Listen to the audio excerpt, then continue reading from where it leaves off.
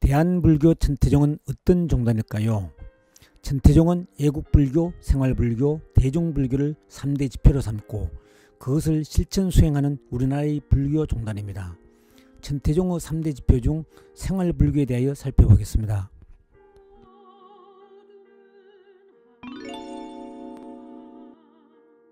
불자TV 영상의 전반부는 지난 6월 7일 봉행된 상을 원각대조사 제47주기 일반제에 동참하기 위하여 부인사에 관음증언하러 오신 불자님들께서 스님들과 울력하였던 모습입니다. 강 건너 잔디밭 풀뽑기, 영춘농장의 들깨밭, 참깨밭, 양파밭 풀뽑기 작업이며 영산 후반부는 육모초라도 불리는 익모초를 낫으로 베는 스님들과 기도로 오시는 불자님들, 처사, 남자인 불자들의 호칭들이 익모초를 지게로 나르는 장면과 부인사로 운반한 익모초 잎을 분리하고 줄기를 작두로 자르는 작업 장면입니다. 익모초는 두해살이 풀로 어머니를 이롭게 한다는 뜻으로 아이를 낳은 여성들에게 좋은 약재입니다. 그 효능과 복용 방법에 대해서는 영상 후반부에 말씀드리겠습니다.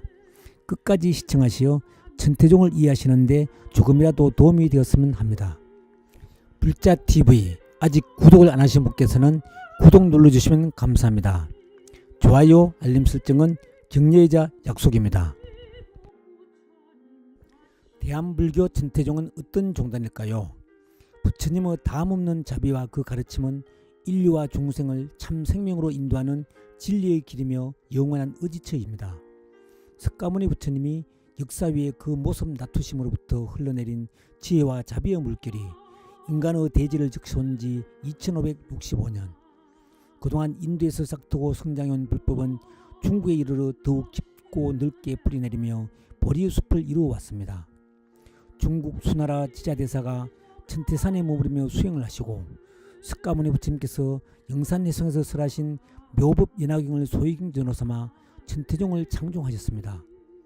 고려문종의 넷자들로 태어나신 대학국사 의천스님은 왕제의 신분과 부귀영화를 버리고 출가하여 구도의 길을 선택하였습니다. 중국으로 구법의 지기를 떠나 유학하며 천태 법화 사상을 공부하시고 귀국하신 의천스님은 국청사에서 교리에만 치중하는 교종, 참선만을 고집하는 선종을 하나로 통일하며 천태종을 개창하셨습니다. 지금으로부터 900년 전 고려 대학국사 의천스님의 천태종 계립은 이 땅에 처음 열어보인 법화 일화의 세계였으며 찬란한 불교 문화를 이루었습니다. 그러나 이러한 고려의 천태종은 종교적 이념의 교체 및 정치 사회적 변혁이 진행되던 조선 초기에 종명마저 사라지는 지경에 이릅니다. 세종대 초에 불교 종파의 통폐합 정책에 따라 조계종, 청지종, 남산종과 함께 천태종이 선종의 명칭 아래 들어가고 만 것입니다. 이 같은 일은 다만 인간의 자기와 시절 인연에 따른 법의 음모일 뿐 불법 자체의 변화가 아니면 물론입니다. 이후 천태종은 오랜 세월을 지나 이 시대에 이르러 다시 종명을 되찾고 그 종지를 새롭게 펼칠 수 있는 감기의 기회를 맞게 됩니다. 이는 오로지 상을원각 대조사의 출현이라는 희귀한 인연을 기다려 이루어낸 결과였습니다. 1945년 음력 5월 5일 억조 창생 구제중성의 원력으로 구인사를 창건하시고 1966년 8월 30일 천태종 중창을 선포 애국불교, 생활불교, 대중불교의 3대 지표를 발표하셨습니다.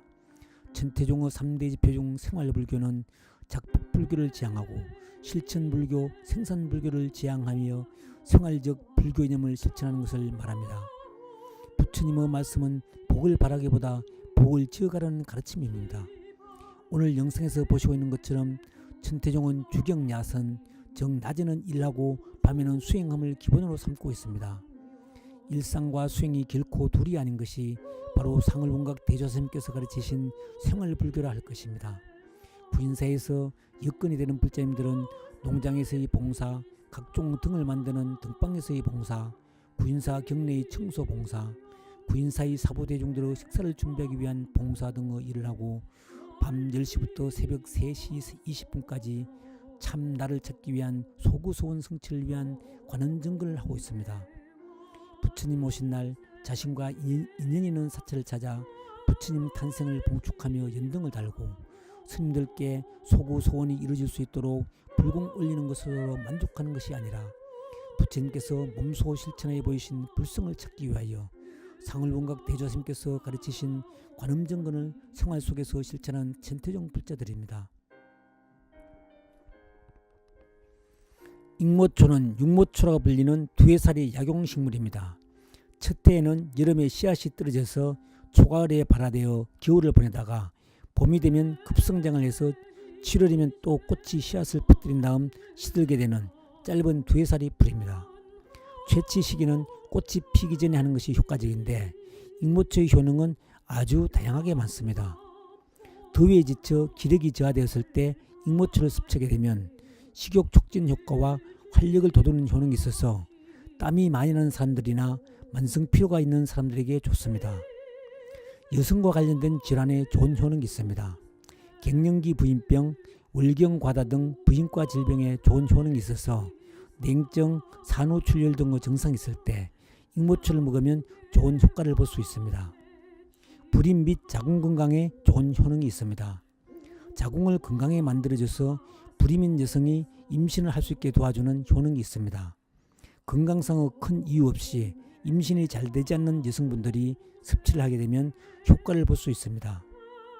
피부 질환을 개선하는 데 효과적입니다. 염증성 피부 질환을 줄여주는 효능인 피부 진균 억제 효능이 있어 예방을 도와줍니다. 피부 질환인 종기, 가려움, 습진 등 여러가지 증상을 완화시키는 데 좋습니다. 고혈압을 완화시키고 혈액순환을 돕는 효능이 있습니다. 동맥경화, 고혈압, 심근경색 등이 생기는 원인인 혈관의 피가 뭉쳐서 생기는 어혈을 풀어줘서 혈관성 질환을 예방하고 개선시켜주는 데 좋습니다. 익모초를 섭취하는 방법으로는 차로 달려서 먹는 방법과 조청, 환 형태로 섭취를 하는 방법, 그리고 생으로 즙을 내서 먹는 방법이 있습니다. 쓴맛이 강한 익모초를 즙으로 섭취하게 되는 경우에는 쓴맛을 중화시키기 위해서 기호에 따라서 꿀과 함께 복용해도 좋습니다. 만일 차로 달려서 먹게 되는 경우에는 하루 3번 마른 익모초 15g에서 20g을 물 2리터에 달려서 먹으면 효과를 볼 수 있습니다. 위장이 차고 약한 사람들은 어혈이 생길 수 있기 때문에 먹으면 부작용이 생길 수 있으므로 익모초를 섭취하지 않는 것이 좋습니다. 대구 도심 속 자연사찰 동대사 경내 농장에서 일하는 김순기 주임과 봉사하시는 불자님들의 모습입니다. 주경야선을 실천하시는 천태 불자님들입니다. 끝까지 시청해주셔서 감사합니다. 불자TV 구독은 응원, 좋아요 알림 설정은 격려이자 약속입니다. 승부하십시오.